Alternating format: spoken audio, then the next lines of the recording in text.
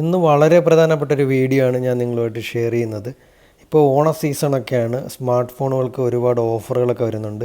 അപ്പോൾ ഒരുപാട് ആൾക്കാർ ഫോൺ എടുക്കാൻ ഉദ്ദേശിക്കുന്ന ഒരു സമയം ഈ ഓണക്കാലമാണ്. അപ്പോൾ നിങ്ങൾ ഫോൺ എടുക്കുകയാണെങ്കിൽ ഫോൺ എടുക്കുന്നതിന് മുമ്പായിട്ട് ഇത്തരം കാര്യങ്ങളിലൂടെ മനസ്സിലാക്കാം. ഓണത്തിന് നിങ്ങൾ ഫോൺ വാങ്ങുകയാണെങ്കിൽ ആദ്യം ശ്രദ്ധിക്കേണ്ടത് ഫോണിൻ്റെ പ്രോസസ്സറാണ്. പ്രധാനമായിട്ടും 4 പ്രോസസ്സറുകളാണ് ഫോണുകളിൽ വരുന്നത്. ഒന്ന് സാംസങ്ങിൻ്റെ എക്സിനോസ്, അത് സാംസങ്ങിന് മാത്രമുള്ള പ്രോസസ്സറാണ്.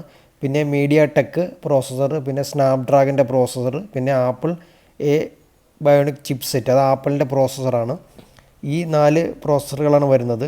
പ്രധാനമായും കുറഞ്ഞ ഫോണുകളിൽ മീഡിയ ടെക്കിൻ്റെ പ്രോസസ്സറാണ് വരുന്നത്. ഈ മീഡിയ ടെക്കിൻ്റെ ഒരു പ്രശ്നം എന്ന് വെച്ചാൽ ഒരു വർഷം കഴിയുമ്പോൾ തന്നെ അതിൻ്റെ CPU ഡെഡ് ആവും, അല്ലെങ്കിൽ ബോർഡ് കംപ്ലൈൻ്റ് ആവും. അപ്പോൾ ഒരു വർഷം കഴിയുമ്പോൾ തന്നെ വേറെ ഫോൺ വാങ്ങേണ്ടി വരും. പ്രധാനമായും റെഡ്മിയുടെ കുറഞ്ഞ ഫോണുകളിലൊക്കെ ഈ മീഡിയ ടെക്കിൻ്റെ പ്രോസസ്സറാണ് വരുന്നത്. അത് ഒരു വർഷം കഴിയുമ്പോൾ തന്നെ CPU ഡെഡായിട്ട് ഒരുപാട് കംപ്ലൈൻറ്റ് വരുന്നുണ്ട്. നിങ്ങൾ റെഡ്മി ഫോണുകൾ ഇഷ്ടപ്പെടുന്ന ഒരാളാണെങ്കിൽ സ്നാപ്ഡ്രാഗൺ പ്രോസസ്സർ വരുന്ന റെഡ്മി ഫോണുകൾ വാങ്ങുക. ഇനി സാംസങ്ങിൻ്റെ എക്സിനോസ് എന്ന് പറഞ്ഞ പ്രോസസ്സറാണ്, സാംസങ്ങിൻ്റെ സ്വന്തം പ്രോസസ്സറാണ്.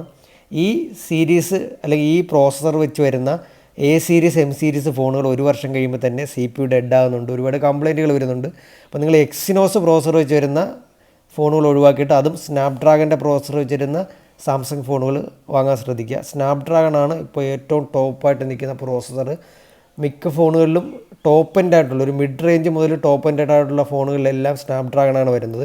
എന്നാൽ കുറഞ്ഞ ഫോണുകളിൽ മീഡിയ ടെക്കാണ് വരുന്നത്. നിങ്ങൾ മാക്സിമം ഫോൺ വാങ്ങിക്കുമ്പോൾ സ്നാപ്ഡ്രാഗൻ്റെ പ്രോസസ്സറുള്ള ഫോണുകൾ വാങ്ങുക. രണ്ടാമതായി ശ്രദ്ധിക്കേണ്ട വളരെ പ്രധാനപ്പെട്ട കാര്യമാണ് സോഫ്റ്റ്വെയർ അപ്ഡേറ്റ് എന്ന് പറയുന്നത്. Vivo, Oppo, Redmi, Realme, Poco ഫോണുകൾ 4 വർഷത്തേക്കും, ഗൂഗിൾ പിക്സൽ 7 വർഷത്തേക്കും, സാംസങ് 5 വർഷത്തേക്കുമാണ് സോഫ്റ്റ്വെയർ അപ്ഡേറ്റ് വരുന്നത്. ഏറ്റവും നല്ല സോഫ്റ്റ്വെയർ അപ്ഡേറ്റ് ചെയ്യുന്ന ഫോണുകൾ എപ്പോഴും വാങ്ങാൻ ശ്രദ്ധിക്കുക. ഇനി ശ്രദ്ധിക്കേണ്ട ഒരു കാര്യം എന്ന് വെച്ചാൽ റാം എക്സ്റ്റെൻഡ് ചെയ്യാമെന്ന് പറഞ്ഞിട്ട് കുറച്ച് ഓഫറുകൾ വരുന്നുണ്ട്. 8GB 12GB ആക്കാമെന്നൊക്കെ. അത് വളരെ ശുദ്ധമണ്ടത്തരമാണ്. നമ്മുടെ നോർമൽ സ്റ്റോറേജ് കുറച്ച് റാം പോലെ ആക്കുന്നതാണ്. അത് ഒരിക്കലും റാമിൻ്റെ അത്ര സ്പീഡ് കിട്ടില്ല, അത് മണ്ടത്തരമാണ്.